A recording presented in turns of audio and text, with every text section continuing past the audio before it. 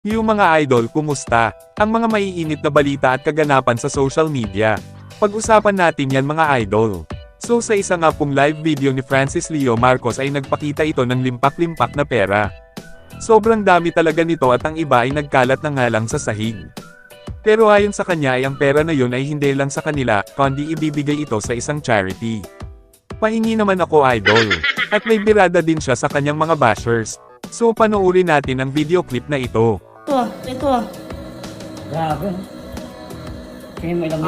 Yung mga kalaban ko sa poker, baka naman nalilita kayo sa bag ko. Ayan yan.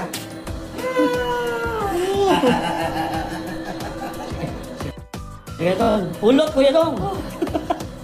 Grabe. Basta sa summer na ngayon boss, di ba? Dong, hindi ka lang napupukulit. Sige, sige.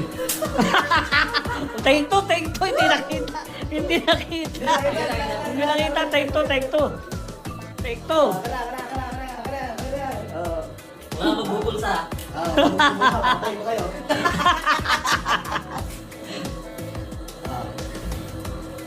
Pagulin mo na yan, bago na yan. Eto, pupukulit kita ng pera, Dong!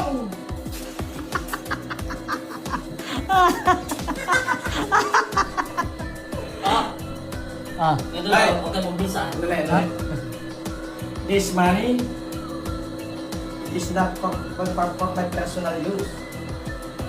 It is the money supposed and it must be goes to the welfare of many Filipinos.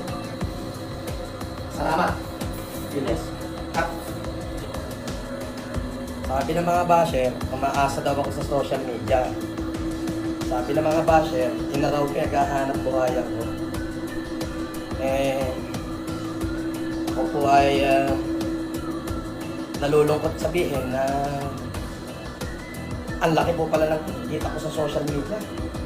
Sobrang laki. Ito ang kinikita ko sa social media. At ayon nga po ang clip ng video na kung saan maraming pera ang nakatakdang itulong ni Francis Leo Marcos. Sa kabilang banda naman mga idol, ay ang balita sa Senado at kay Kiboloy. Basahin natin ang ilang mga komento ng mga netizen. Bakit hindi sa biktima ang sympathy? Bakit baliwala sa mga senator na ito? Alam na diswag na uli sila iboto. To all my beloved senators, I hope God, the true God Almighty, will enlighten your heart and minds to all the victims. Maraming salamat po. Pag hindi yan makontempt or maaresto si Quib, diyan makikita sa taong bayan kung anong klaseng batas tayo. Wala na talagang pag-asa ang Pilipinas, kawawa lang mga ordinaryong mamamayan. Abolish the Senate pag ganyan din lang, palakasan, hindi para sa batas, pansarili nila sa kanilang negosyo. Kaloka, grabe na nga ang kasalanan tapos kakampihan pa. So ayan nga po ang ilang mga komento ng mga netizen patungkol sa isyu na ito. At hanggang dito na lang muna mga idol.